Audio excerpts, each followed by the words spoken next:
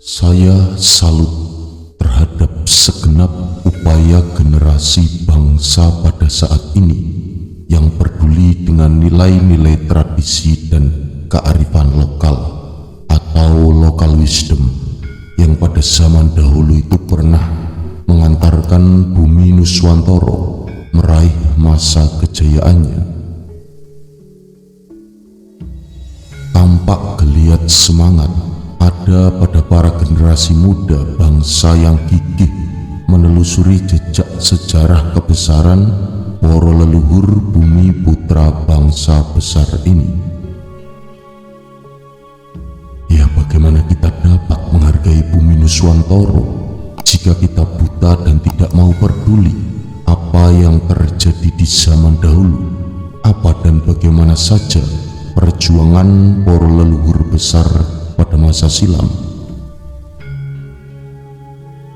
Sudah menjadi rahasia umum bahwa rekam jejak sejarah Nusantara bangsa Indonesia mengalami berbagai upaya pemalsuan sejarah, tentunya dengan tujuan dan alasan tertentu yang positif maupun negatif. Misalnya, untuk menyamarkan agar tidak terjadi pengerusakan dan pemusnahan. Namun tampaknya banyak pula upaya pemalsuan sejarah dengan tujuan untuk menghapus akar sejarah dan jati diri suatu bangsa. Jika jati diri suatu bangsa menjadi lemah dan tidak jelas, tentu bangsa itu pun akan menjadi bangsa yang lemah dan terombang-ambing dalam dinamika dunia. Menjadi bangsa primitif, tidak mempunyai prinsip tegas dan jelas, serta menjadi bangsa miskin, bangsa yang kehilangan arah dan tujuan karena selalu minder, tidak ada sesuatu nilai orisinil bisa dibanggakan. Nasionalisme pun akan menjadi lemah dan kemudian akan benar-benar runtuh. Bagaimana jiwa dan raga bangsa ini akan sehat sentosa, sementara konstruksinya terdiri dari daging dan darah yang kotor, busuk, bau, dan banyak penyakit. Berkali-kali saya pribadi melihat suatu kebenaran sejarah yang membuktikan keagungan penduduk asli Nusantara dalam spiritualitas, seni, budaya, politik, maupun ekonomi. Akan tetapi, sengaja maupun tidak, justru ditutup-tutupi dengan cadar agama, bahkan dengan kekerasan fisik, ancaman-ancaman dogmatis, dengan tindakan-tindakan anarkis, dengan kekuatan dan kekuasaan yang legal maupun ilegal. Banyak pula yang berani mengklaim diri sebagai pahlawan, yang mengaku paling suci dan dijamin menjadi ahli surga, dan mengaku pembawa obor kehidupan dilengkapi dengan bom penghancur dunia kegelapan, dan serta pula mengaku sebagai pembawa tongkat penegak kebenaran. Di mata masyarakat, tindakannya hanya mengesankan sebagai wujud tindakan jahiliyah atau bodoh, dengan disertai wajahnya yang menyiratkan nafsu angkara murka, sangat-sangat ironis. Jika tradisi dan budaya leluhur moyangnya sendiri dianggap sebagai sumber kesesatan, musyrik, syirik, untuk itu budaya adiluhung sendiri harus dihina-hina dan dihancur leburkan agar tidak mengganggu sepak terjang para pengaku utusan Tuhan. Sebagian penduduk lokal justru lebih menghargai nilai-nilai tradisi, budaya, dogma yang diimpor dari leluhur bangsa lain, lebih suka ngemut kerikil daripada ngemut gula Jawa. Meskipun demikian, berbagai tindakan, intimidasi, dan provokasi tidak pernah membuat orang menjadi bergidik untuk kembali menelaah nilai-nilai kearifan lokal atau nilai luhur budaya Jawa. Tradisi leluhur kita sendiri yang terbukti pernah membawa pada era kejayaannya sudah menjadi rumus-rumus yang tercantum di dalam hukum alam bahwa kebenaran tak pernah bisa dikalahkan oleh kejahiliahan. Sekalipun kebenaran itu datang terlambat, jika sudah tiba saatnya Tuhan berkehendak, maka tampaklah yang benar itu benar dan yang salah itu salah. Hanya saja tugas manusia harus eling lan waspodo, sebab datangnya kebatilan, kebodohan, kejahatan, kedengkian, kemunafikan kadang lahir justru dari pemikiran-pemikiran fanatik, tekstual dogmatis, kedangkalan berpikir, bahkan unsur manipulasi dalam memahami berbagai macam kitab suci, apapun namanya. Jika penelaahannya mengesampingkan anugerah Tuhan paling besar, yakni akal sehat, jiwa yang bening, hati yang bersih, atau malah memanipulasinya untuk kepentingan kelompok, golongan, dan melegitimasi suatu tindakan brutal dan anarkis, niscaya agama dengan dogma-dogmanya menjadi senjata canggih penghancur rumus-rumus Tuhan dan tatanan keselarasan dan sistem keseimbangan di planet bumi ini. Orang-orang di zaman sekarang tampak kesulitan membaca tanda-tanda kebesaran atau bahasa Tuhan. Orang tidak menyadari bahwa kebenaran bisa datang dari mana saja asal muasal sumbernya. Ya, tidak selalu melalui dogma agama dan kitab suci, tetapi langsung dari Tuhan melalui bahasa alam yang tersirat dalam gerak-gerik seluruh makhluk penghuninya. Dan sayangnya, sebagian orang itu lebih sering menafikan atau mengingkarinya secara sinis dan membabi buta. Mudah-mudahan seluruh saudara-saudara di sini yang budiman tidak termasuk tipikal manusia tersebut. Agar kita tidak bodoh dan hidup sesat, maka dalam khasanah spiritual Jawa dianjurkan kepada setiap orang untuk arif dan bijaksana dalam membaca tanda dan gejala alam, sehingga manusia bisa memahami maksud dan kehendak Tuhan. Dalam bahasa Jawa, nggayuh kawicaksananing Gusti. Lalu saya akan mewedarkan mengenai wirayat gaib untuk menyibak misteri siapa sejatinya sang tokoh kembar bersaudara Sabtu Palon dan Noyo Genggong. Banyak analisa dan penafsiran yang mendekati pemaknaan yang masuk akal dan dapat menjelaskan secara rinci kronologi dan eksistensi Sabtu Palon Noyo Genggong.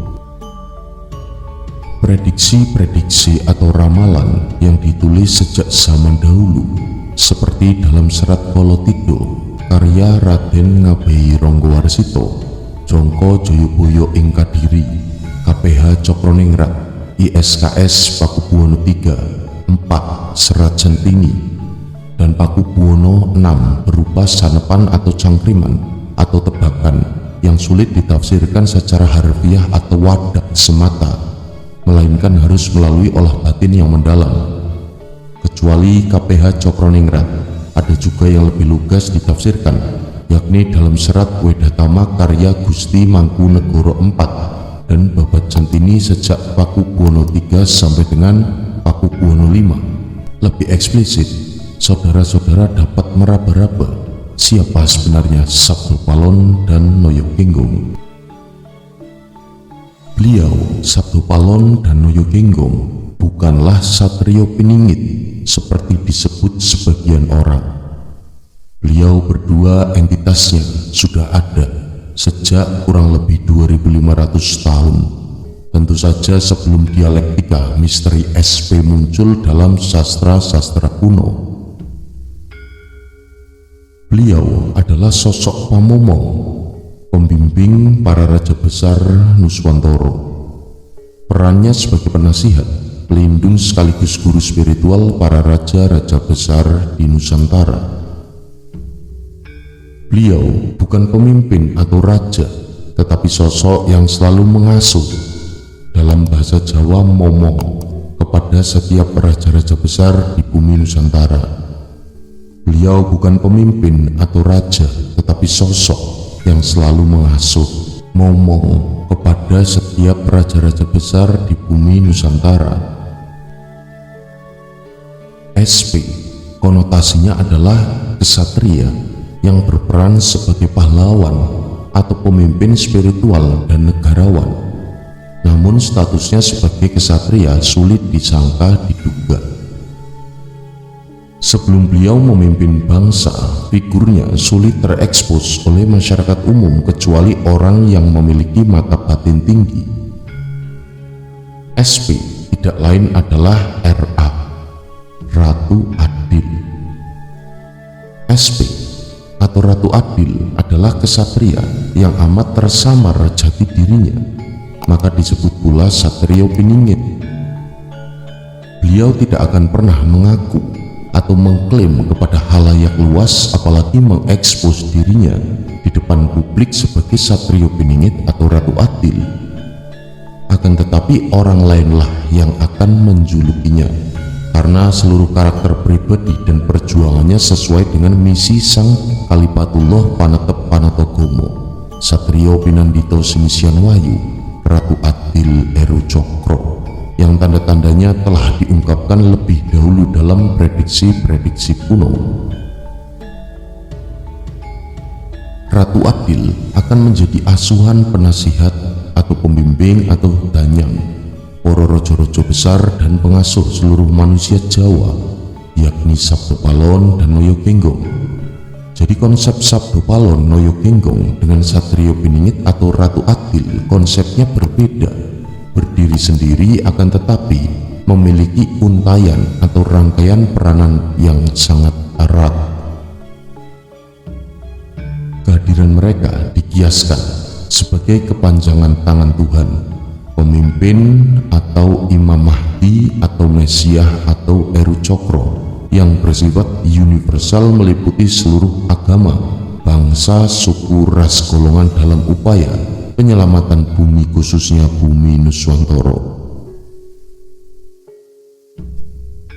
Kami tidak akan membahas panjang lebar tentang konsep Sabdo Palon Noyo Genggong.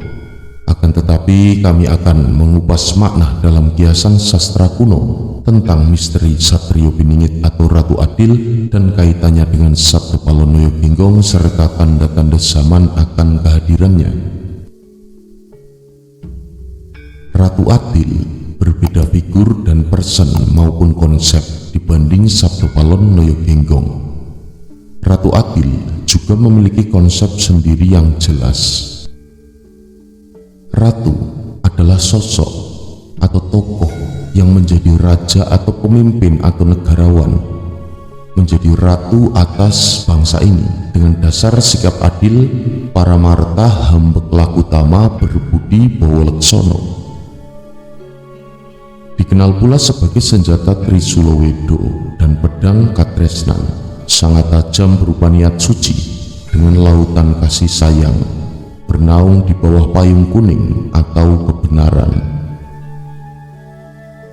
Ratu Adil berasal dari Gunung Serandil, artinya puncak keprihatinan, Topo Broto, Topong Rame, Loro Wirang, berada di dalam kandungan atau rahim ibu selama lebih dari 3 podo atau 3 bait, maksudnya sewindu atau 8 tahun untuk menggenapi Topo Brotonya.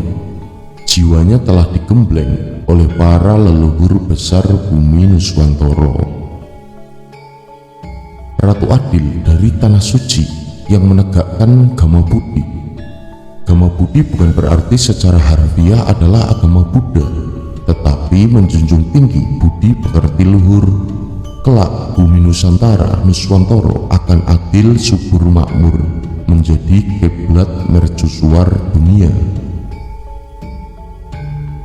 Pada saatnya nanti, masing-masing suku bangsa akan menghidupkan kembali nilai kearifan lokal atau local wisdom dan membuat hidup lagi budaya warisan leluhur bumi Nusantara yang pernah mengalami masa jayanya pada masa silam.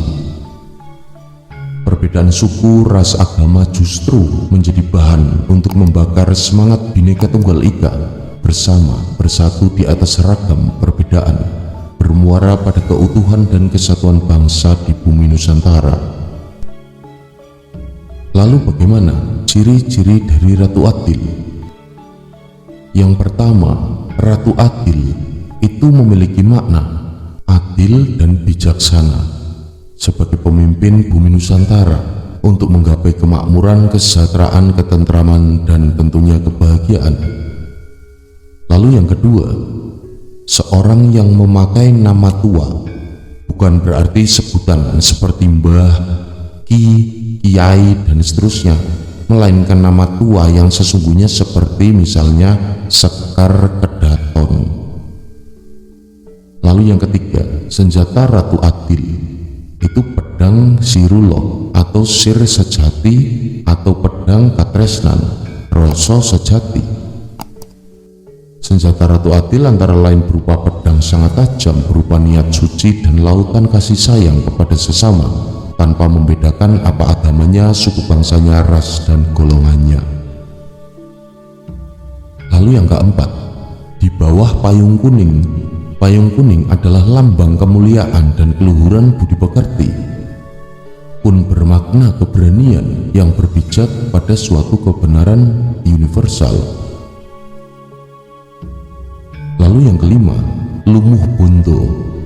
Walaupun Ratu Adil kelak merupakan sosok yang sukses ekonominya dan makmur, sejahtera, tetapi hidupnya itu tidak gila harta. Justru dengan kekayaannya akan didermakan kepada orang-orang yang sangat membutuhkan, sebab Ratu Adil gemar membantu orang-orang yang menderita kesusahan dan kesulitan. Lalu yang keenam, Kalifatullah Panetep Panetogomo, lahir di bumi Nusantara untuk mengemban amanah roh jagat agung yang jagat noto sebagai pemimpin yang memberikan banyak pelajaran tentang makna hidup yang sejati untuk diimplementasikan di bumi Nusantara agar supaya manusia mampu memahami makna sejatinya dari agama. Pemahaman agama yang mendalam akan menumbuhkan rasa saling menghargai bahu-membahu serta membantu seluruh umat beragama agar dapat memahami apa hakikat sesungguhnya apa agama itu sendiri, sehingga tidak ada lagi konflik antar agama, primordialisme, rasisme, sikap hipokrit, minimal di bumi Nusantara. Lalu yang ketujuh, bayi calon Ratu Adil itu dilahirkan oleh seorang ibu yang rambutnya sudah keluar uban, didampingi dua bayi laki-laki yang wajahnya tampan rupawan sebagai saudara kembarannya. Bayi calon Ratu Adil lahir dari rahim ibu sekaligus kembar tiga. Kakak kandung Ratu Adil sejak masih di dalam rahim ibu sudah terdapat tanda-tanda memiliki talenta luar biasa dalam bidang medis. Sedangkan adik kandung Ratu Adil sejak masih di dalam rahim ibunya pun telah memiliki keajaiban super jenius yang kemampuan otaknya tidak bisa diukur. Kelak, sejak lahir ketiganya menjadi aset bangsa Indonesia yang akan mampu membawa kemakmuran dan keadilan seluruh rakyat.